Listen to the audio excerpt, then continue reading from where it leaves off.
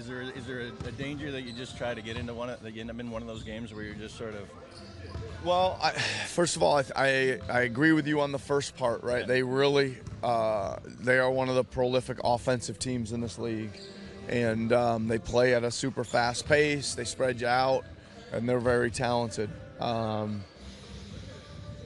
gonna guard it. We need to bring our defensive focus tomorrow. Yeah. Is Drew kind of like Kyle, where he maybe doesn't get the credit that he deserves? Very good player, right? Very, very hard to handle. Has had some big games against us in the past. We're going to need to, give him adequate attention. That's for sure. How do you deal with Anthony Davis?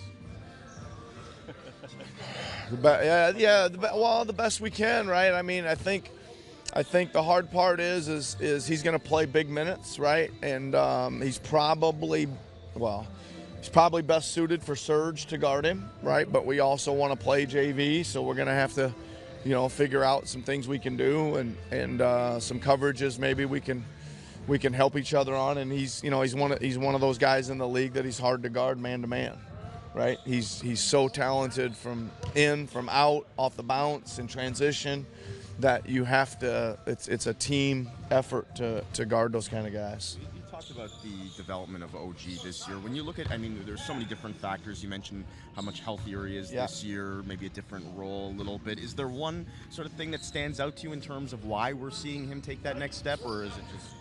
Well, again, I think it's two primary things. One, I think one is the health, right? He's just moving better, right? He's just moving better. He just got more bounce, more speed, more side to side, everything. And two, he had an unbelievable summer. Him feeling better, like early summer, enabled him to have a great work ethic and put in some long hours and feel good for an extended period of time leading into training camp. So I'm glad he's starting to show some of what I thought I saw was coming in the summer. He was a lot more aggressive taking his own shot yesterday, even the last two games on the trip. Is that because he's playing in that second unit and because maybe he's like he doesn't have to defer, or could be part of it. I just think again that there was with his in and out of the training camp and practice and games, there was just a little bit of timing and feel and rust, etc. there that we were working through. And it's a good point. The ball's found him a little bit.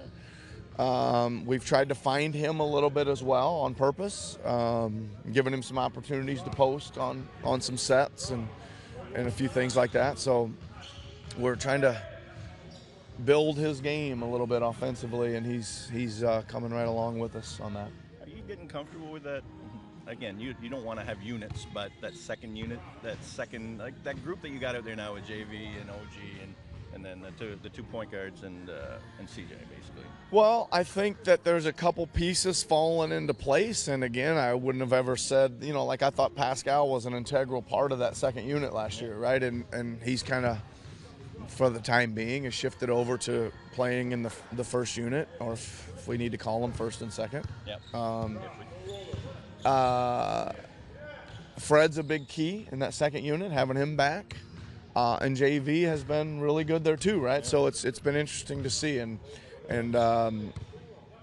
for the time being, that group's playing well together. We'll see how long that time being lasts. Yesterday about wanting that group to sort of share the ball more. How do you develop that? You gotta talk about it, right? You gotta work on it. You gotta show it in film, and then you gotta hope they have a willingness to do it, right? And I think, and some of it is too just making sure we're not going so many possessions in a row with just playing, where we run some of our triggers that kind of get people in the right spots to get the offense in motion before we just kind of start playing. And I think that encourages some ball movement. Going back to OG, obviously he's not the most talkative guy off the court. Has he opened up at all this year compared to last?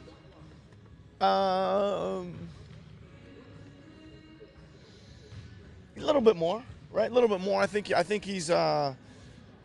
I mean, I find him an interesting and intriguing person, right? He's. I think I told you guys this before, but he's one of those guys that will send me random out of the blue texts. You know, like, I don't know, hey coach, this is the middle of the summer. Hey coach, how do I get on the floor in the fourth quarter? You know, or something. You know, what do you do? You know, and I'll say, hey, you need to defend and make open shots. And he's like, well, I do that already. You know, so so that's funny, right? So and there's other topics as well, but he's playing great, and you guys know he's a worker and a thinker of the game and a good dude. So we're happy to see his success right now. The comparisons between him and Kawhi are obviously overblown, but they're similar in the fact that Kawhi started as a defensive guy, became a 3-and-D guy, and then slowly took more offense.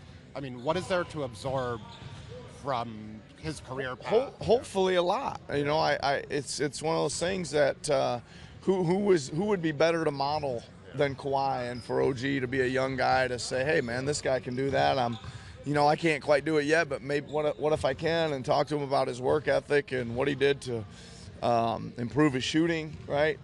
Skills, what did he do to improve his ball skills, and just how he thinks the game, and how does he watch film, and all those kind of things. And if I was OG, I would be wanting to. I mean, I'd like to play like Kawhi, but I think I'm a ways away from that. But OG maybe he's a little closer than any of us here, right?